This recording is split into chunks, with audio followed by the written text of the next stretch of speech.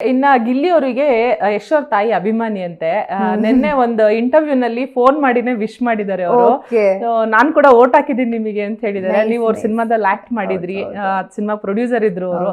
ನಿಮಗೆ ನೀವೇನಾದ್ರು ಅವ್ರ ಜೊತೆಗೆ ಮಾತಾಡಿದ್ರಾ ಹೇಗೆ? ಇಲ್ಲ, ಮಾತಾಡಕ್ಕಾಗಿಲ್ಲ, ಮಾತಾಡಿಲ್ಲ.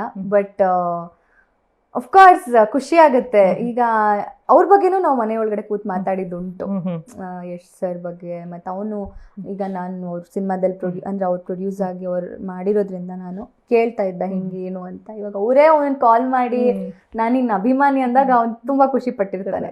ಬಹುಶಃ ಅವ್ರಿಗೆ ಶಾಕ್ ಆಗಿರತ್ತೆ ಅನ್ಸುತ್ತೆ, ಎಕ್ಸ್ಪೆಕ್ಟ್ ಮಾಡಿರೋದಿಲ್ಲ. ನನಗೊದ್ದಾಗೆ ನೀವೆಲ್ಲ ಅಂದ್ರೆ ಈ ಸೀಸನ್ಗೆ ಬಂದಿರೋ ಜನಪ್ರೀತಿ ಏನಿದೆ, ನಿಮ್ಮೆಲ್ರಿಗೂ ಜನರು ತೋರಿಸ್ತಾ ಇರೋ ಪ್ರೀತಿನಿದೆ, ನಿಮಗೆ ಅಕ್ಸೆಪ್ಟ್ ಮಾಡ್ಕೊಳೋದಕ್ಕೆ ಸ್ವಲ್ಪ ದಿನ ಬೇಕು ಅನ್ಸುತ್ತೆ.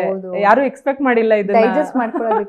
ಯಾಕಂದ್ರೆ ಅವರು ಸರ್ ಅನೌನ್ಸ್ ಮಾಡ್ತಾರಲ್ಲ, ಶುಕ್ರವಾರ ಮಿಡ್ ನೈಟ್ 12 ಗಂಟೆಗೆ 37 ಕೋಟಿ ಫಸ್ಟ್ ಬಂದಿರೋರಿಗೆ ಬಂದಿದೆ ಅಂದ್ರೆ ಇನ್ನ ಸಂಡೇ ಅಷ್ಟರಲ್ಲಿ ಎಷ್ಟು ಬಂದಿರ್ಬೋದು ಓಟ್ಸು.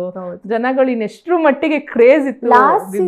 5 crores ಅಂದ್ರೆ ಹೌದು, ಹಿಂಗೆ ಮಲ್ಟಿಪಲ್ಸ್ ಸೋ ಮಚ್ ಅಲ್ವಾ, ತುಂಬಾ ಸರ್ಪ್ರೈಸಿಂಗ್ ಅದು. ಓಕೆ, ಕಾವ್ಯ ಅವರಿಗೆ ಇದೊಂದು ಪರ್ಸನಲ್ ಕ್ವೆಶನ್. ಅಂದ್ರೆ ಕಾವ್ಯ ಅವರ ಫ್ಯಾಮಿಲಿ ಬ್ಯಾಕ್ ಗ್ರೌಂಡ್ ಬಗ್ಗೆ ಒಂದಷ್ಟು ಫ್ಯಾನ್ಸಿಗೆ ಮತ್ತೆ ಆಡಿಯನ್ಸಿಗೆ ಎಲ್ರಿಗೂ ಅದೊಂದು ಕ್ಯೂರಿಯಾಸಿಟಿ ಇದೆ.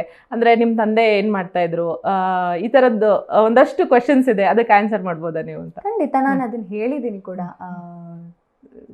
ಬಿಗ್ ಬಾಸ್ ಶೋ ಅಲ್ಲೇ ನಾನು ಮಾತಾಡಿದ್ದೀನಿ.